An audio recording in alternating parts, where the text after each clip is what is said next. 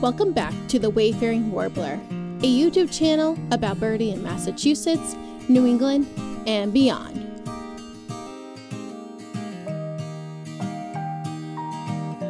Hi, welcome back to another episode of the Wayfaring Warbler. I'm Nadine, and this is my Essex County Little Big Year, where as my first real year as a beginning birder, I am trying to photograph or video as many bird species as I can, and they have to be on photo or video in order for them to count on my list for the year. It is finally starting to feel like spring. It started last weekend really because I saw my first red-winged blackbird and killdeer last weekend, but it just continues this weekend.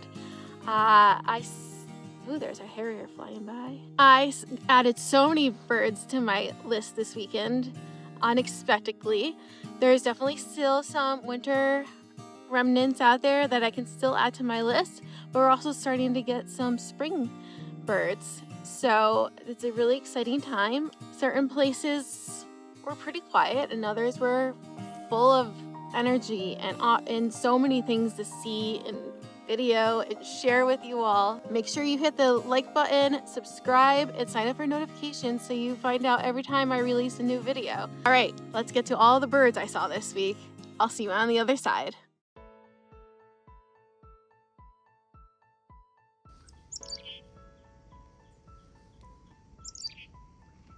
I'm here at Ipswich River, where so far so good in terms of finding some things to add to my list. Some things I've been waiting to get, and this is the place I knew I would get them. Also hoping I can get some better looks at some spring birds, but so far they're keeping a distance. Anyway, yeah, it started off pretty foggy here. I mean, I was a little drizzly. It wasn't supposed to be like that. After this, I'll show you everything I got.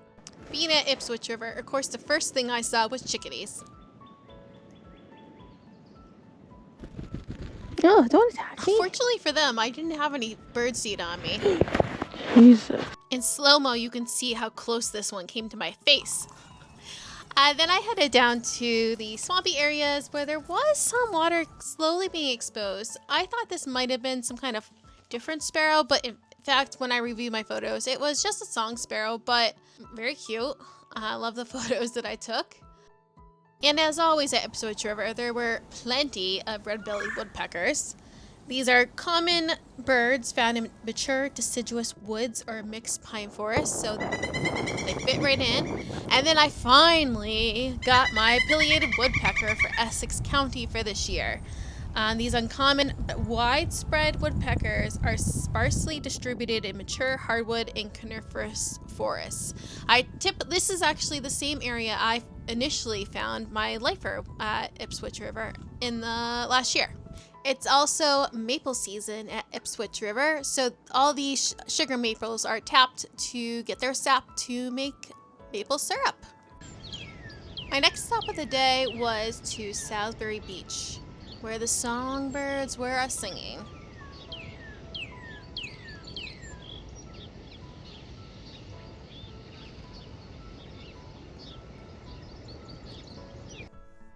One of the main birds you heard there was a northern cardinal. And the raptors right now at Salisbury Beach are amazing. So get ready for a string of different raptor photos. This bald eagle is immature. But also heads up that if you don't like nature gore, I guess we'll call it, then you might want to skip the next few minutes. But otherwise, stay tuned for some really cool stuff here. So I got some really good looks. He was on the outer perimeter road, and I just happened to drive by in my car. Of course, quickly stopped and took some video and photos. I mean, he just loomed so huge on that tree. It was really cool. And then after a little quick stop at the boat ramp, I turned back around and saw the same bird feeding on the banks of the river not too far away. So got some very excellent looks here. I think he's eating some kind of duck because I believe those are feathers.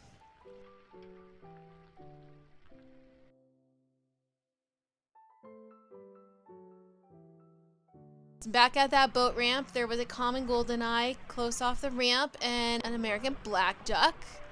Must have been foraging recently with things hanging off his beak. And then some close looks at a long-tailed duck. And there's always great black-backed gulls, the largest gull in the world, and common in Massachusetts. And common loons, there was a whole bunch of them I saw this weekend. This one is still in its non-breeding plumage. And I got some fantastic close views of a horned grebe. Here you can see, you can see the red eye, and then note the coloring on his neck with the black cap going to just like right at the bottom of his eye. He met up with another, I think there were 3 total at this time. Yeah, so note the scruffiness on the neck, the black cap. There's some foraging gadwall. There's always gadwall here at the boat ramp at Salisbury Beach. So if you're looking for them, that's where to get them. And this is a female bufflehead and a white-winged scoter. All these ducks are going to be leaving us soon, so trying to enjoy them as much as I can before they're gone. And speaking of GORE, a northern harrier was flying around, and then he was seen enjoying this bunny, I think. It looks like a bunny to me. But it was very fascinating to watch, and I watched him for quite a while, parked in my car along with a bunch of other people also parked in their cars as using them as blinds.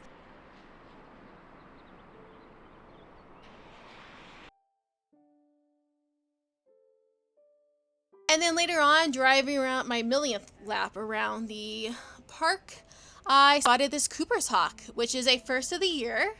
Very exciting for that. It looks like he's holding something in his claw, but I do not know what it is. I wasn't fully sure what it was at first, but after some IDing, it is a Cooper's hawk. You can note the longer tail, which differentiates it from a sharp-shinned.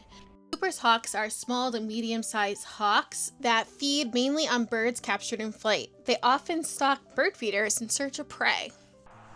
I then stopped at my known owl spot for this screech owl, and I was there late enough into the night where I got some wide open eye shots, which was a huge win, something I'd been meaning to do for quite a while, and that was like the best little look there. He was so adorable, or she. I stayed until it was too dark to get any more photos, and around that same time, the owl eventually flew off to start hunting for the night. According to Sibley, eastern screech owls are strictly nocturnal. They roost during the day in tree cavities or next to tree trunks, and they hunt at night from low limbs in orchards, open woods, and along forest edges in search of insects and rodents. If you look really close at this photo here, you can see the remnants of some kind of animal. If you have any ideas, let me know in the comments below. On Sunday, I started my day with a field trip with Mass Audubon to the coastal coves of Cape Ann. And I started my day with a lifer. This bird is a member of the Alcid family. Alcids are oceanic birds that come to land only to nest. So they are typically mostly seen on pelagic tours or on boats further out into the ocean. So seeing any alcid from shore usually is only seen with a scope, and getting one this close is a very special moment. This is a thick-billed Murre, seen here with a surf scoter to show relative size. It weighs about 2 pounds and is 18 inches long and breeds further north, spending its winters in coastlines like here in Massachusetts. It is very similar to the common Murre. Upper parts are blacker, its bill is shorter, thicker, and more down-curved. In non-breeding, the plumage head's still mostly dark with white only on throat. We saw the Murre at Jodrey Fish Pier and then headed over to Eastern Point Wildlife Sanctuary where it was low tide. Of course, we saw lots of ducks, and we got some really close looks of a greater scaup. Then as we were leaving, 4 killdeer flew in, which I had just seen the weekend before, but it was a lot of other people's first of the year. Next, we headed over to Brace Cove, where one of the birds we saw was this common loon, which there were several of them, but this one in particular was entering into its breeding plumage, which you can tell by its much blacker head. It's still a little patchy there, but as you saw previously in this video, most of them aren't at this stage in their transformation, yeah, I guess we'll call it. And off to a side, on the other side of the cove, were a few brant. Everyone always loves seeing brants. You know, they look like Canada geese, but they have a full black neck into head. So they're pretty easy to spot once you know that differentiation. And then we went over to Bass Rocks, and I got my first grackle of the year. It's a terrible picture, but I'm going to make up for that later. But needed it for my Essex County list. And then we also added to my list here because I saw some red-necked grebes. The easiest way to differentiate them from horned grebes is to note that they have a fairly heavy yellow bill that's angled down. Most of these were sleeping, so it's hard to tell. We also happened to see an Iceland gull here, which was very unexpected. Note it's all white plumage and all black bill. I had already seen these at Revere Beach, and I've actually, for Essex County, I've seen them at Salisbury Beach as well this year. So not adding anything to the beach, but a special bird nonetheless, since they're not very common. And then we made a stop at Granite Pier. A lot of places we're gone to today. Of course, there's some great cormorants. We probably aren't going to have them much longer either, so love seeing these guys sitting there with some herring gulls. And then here's a special moment. This is a continuing bird for this location, but there were some people who were there that we actually had gotten onto the Murre earlier in the day, but when we got there, they were there, and they told us they had possibly had a female King Eider, which we were hoping to see. I was hoping to see anyway at this location. And my photos and some really good scopes confirmed this ID. The photos put it over the edge, but a female King Eider is different from a regular common eider based on its short-lobed dark bill and upturned gape, creating a grinning expression. You can see the direct comparison of them here. The front one is the common eider, and you can tell they're both brown, but the common eider in front, note the very different look of its nose and the shape of its head. The female King Eider is in the rear with the black bill, different colored plumage slightly, so we could tell there was a difference. And then its head definitely has a very different type of peak to it. It also has a thicker neck as well. I've been nervous that I wasn't going to see many more harlequin ducks, so I was really excited to see a whole bunch here at Granite Pier. We'll see if I end up at Halibut Point anytime before they leave again to get really close looks, but I would say these check that box. The plumage, note the chestnut brown. Who doesn't love a harlequin duck, am I right?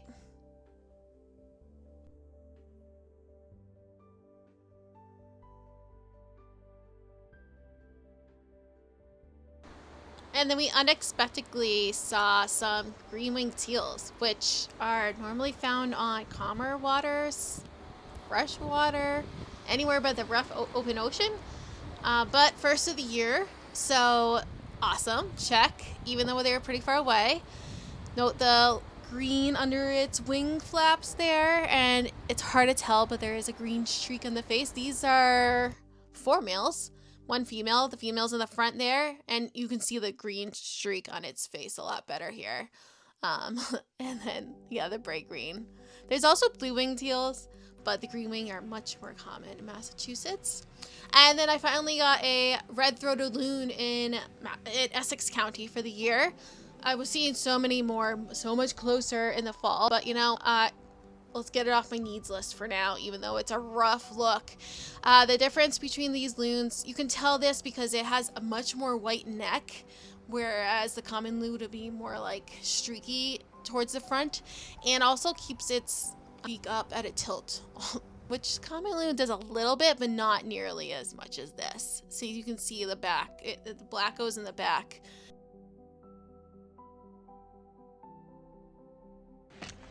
Hi, so I'm here at Parker River, and we've definitely hit the part of the day where it just feels like a slog. Today was so productive, but then there were so many reports here earlier. I'm not finding anything at all. And it's like, do you just tough it out, or do you go somewhere else? You go somewhere else, the stuff shows up here. I don't want to call it quits early because first day is daylight savings time, so you gotta stay as long as possible. Anyway, we'll check back. It's so exciting that it's getting a little warmer and the water is opening up. So I checked out the boat ramp to see if I could see any closer ducks. And I also saw probably a bald eagle cross, and I was trying to see if I could get any closer to get better pictures. But like obviously it was still too far, and the heat haze was rough. But it was a bald eagle eating something. And then I later on saw harriers, 2 harriers hunting. They started over near the Wardens and then flew across to hunt in the dunes, typical. And then I watched the sunset as I waited to see if any snowy owls would come out, which they didn't, but you know, daylight savings time, latest day of the year, so had to enjoy it. And it was a gorgeous sunset.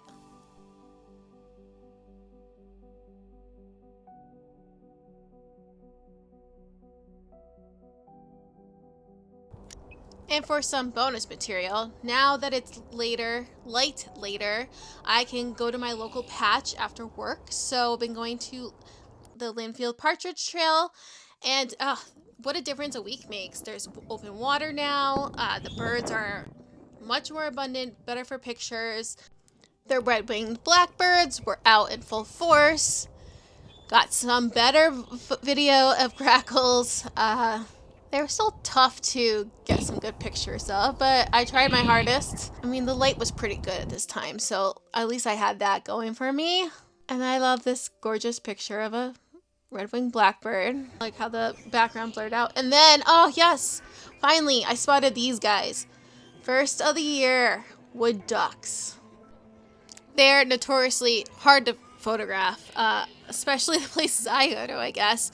And I've seen them before in Linfield, but I've never captured them on photo. I guess we'll say this is capturing them on video, but they always like hide behind all the marshes and the reeds, so it is hard to see them. Thankfully, there's not a lot of vegetation right now, so I was able to get good enough looks to put it on the list for the year.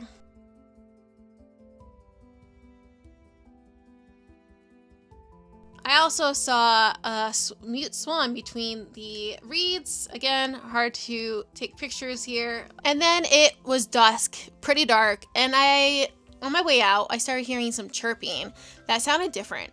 So I pulled out Merlin to see what it thought it was, and it was a lifer bird. This is a fox sparrow. Totally unexpected here. They are only in Massachusetts during migration time, although there are one-off rarity reports once in a while at certain locations. So I don't know how long they've been here, but I think there were at least a couple because I kept hearing chirps on different sides of me. They migrate through here, they breed up in Canada, and they winter down south. Like I would say New York, Connecticut is probably the northernmost of their range. In the east, we have the red subspecies, and note it's variegated rufous and gray pattern, dark streaks on flanks, well-defined rufous spots, and a pattern rufous on gray crown and auriculars.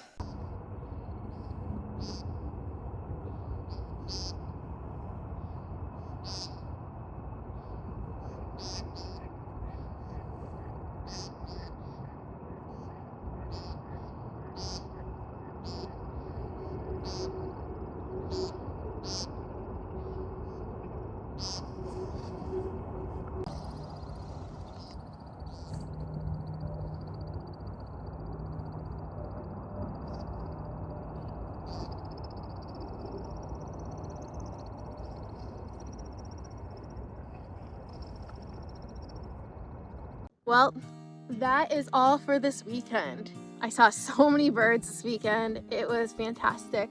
I'm concluding it here at Parker River, which is like the perfect bookend to any weekend. First day of daylight savings time. And yeah, it's 6:30 is sunset today. I hope you enjoyed, and I will see you next time.